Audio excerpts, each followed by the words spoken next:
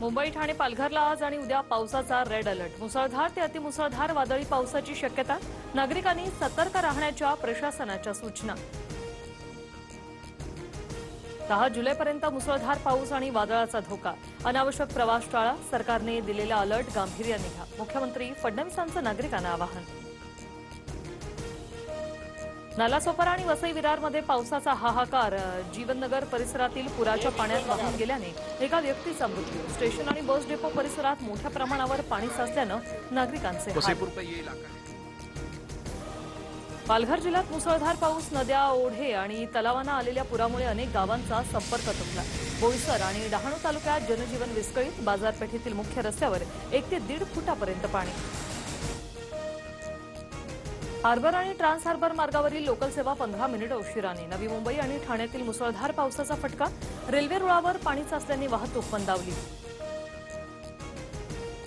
पावसामुळे राज्यभरात झाडांच्या पडझडीचं सत्र सुरूच. मुंबईसह पुणे, नाशिक, साताऱ्यात झाड कोसळण्याच्या घटना. वाहनांचं मोठं नुकसान. काही ठिकाणी वाहतुकीवर परिणाम. ठाण्यात दुचाकीवर झाड कोसळल्यानं 2 जण जखमी. अमित साटमांवर मुख्यमंत्री मौन का? बेफाम वागणाऱ्यांकडून राजीनामे घ्या. राज ठाकरेंचं मुख्यमंत्री फडणवीसांना पत्र.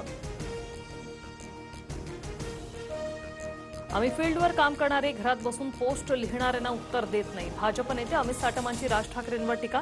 तर तुम्ही फील्डवर राहून काय केलं? संदीप देशपांडेंचा पलटवार. वरळीच्या सातबाऱ्यावर कुणाचंही नाव लिहिलेलं नाही. पुढे काय करायचं हे वरळीकर ठरवतील. सचिन अहिर यांचा आदित्य ठाकरेंवर निशाणा. तर गिरणी कामगार बेस्ट संपाच्या भूमिकेवरून चिंतनचं आकर्षण वाढलं. अहिर यांची प्रतिक्रिया. तपासासाठी नेते असताना सियाची 2 बोटं पोलिसांच्या कारच्या दरवाजात सापडली. अपघातामुळे तिच्या बोटांना मोठी सूज झाली. वेदनेमुळे तिच्या हाताशी झालेली स्थिती कॅमेऱ्यात कैद. सियानं केलेल्या अश्लील हावभावांवर तिच्या वडिलांचं स्पष्टीकरण.